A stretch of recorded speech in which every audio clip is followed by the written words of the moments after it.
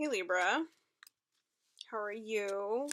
Um, I have no idea what you've been up to be honest.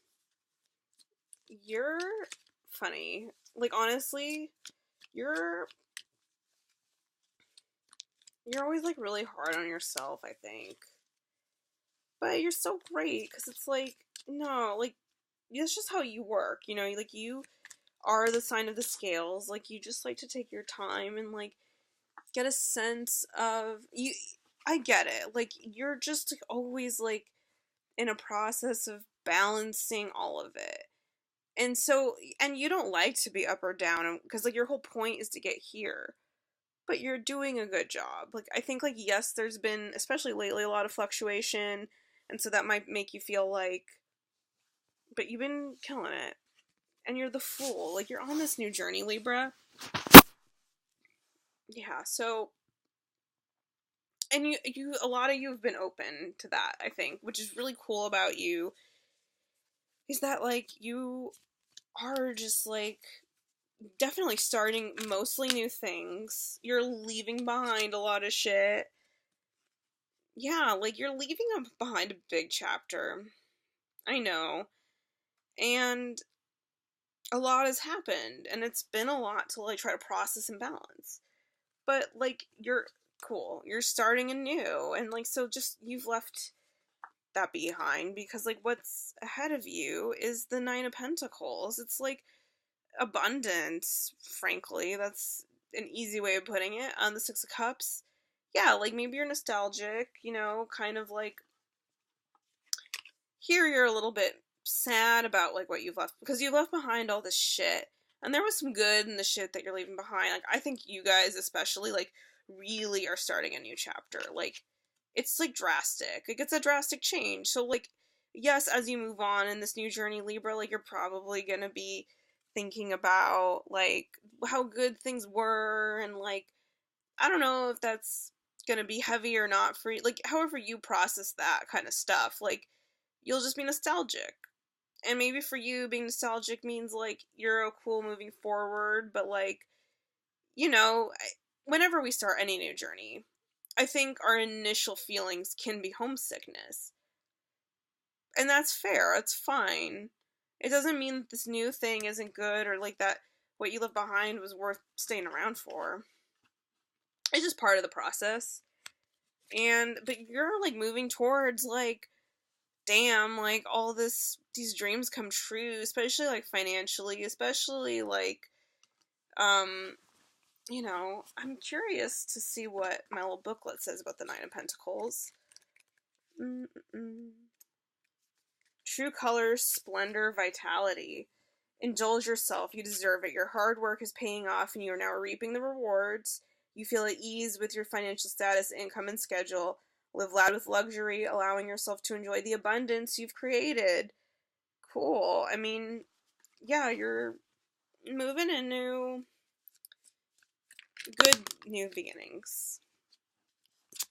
Interesting. I pulled these cards earlier for Leo and you too. So definitely, but like here we have let's think about these two cards together specifically. So like we have Justice and we have the High Priestess. Let's think about you moving into this High Priestess energy, which do you guys know that this can be you? Because like I think normally okay, you're like Justice, right? This is you. You are literally the scales. So you are always parsing out looking for the sense of justice and like for yourself, for others, for your life. And what I'm getting now is like maybe part of the way that you get there to this justice and this balance is by leaning into this part of yourself, the High Priestess, your literal third eye, right? Kind of this just inner knowing where maybe your process is gonna become like your process of processing, of getting emotional truth, of finding balance, of knowing what's right for you, is gonna start coming less from being from your analytical mind. It's gonna start coming less from making your pros and cons lists and like doing matrices and like weighing all the possible, like I think you're gonna kind of stop doing that because it's what you've been doing, and it's, but like I think you've done that enough times to kind of like have your own sense of how things go, right? Like you've done the data your whole life and the data has been good. But like now your body knows the data. Like you can trust just yourself to make instinct gut reactions to your situations, leaning really heavily into your intuition to get your balance and the justice and kind of the life you need to live. I'm literally just channeling this shit. Like, I'm making it up as I go, but also, like, I'm channeling. Like, clearly something is talking through me, and I'm just a vessel for this message, you know? Isn't that cool how that works? I mean, granted, the vessel is very rambly and goes on and on and on, and, like, sometimes you have to, like, sit around for a while to, like, wait for it to make any sense, but then once it makes sense, it's like, okay, that was pretty good.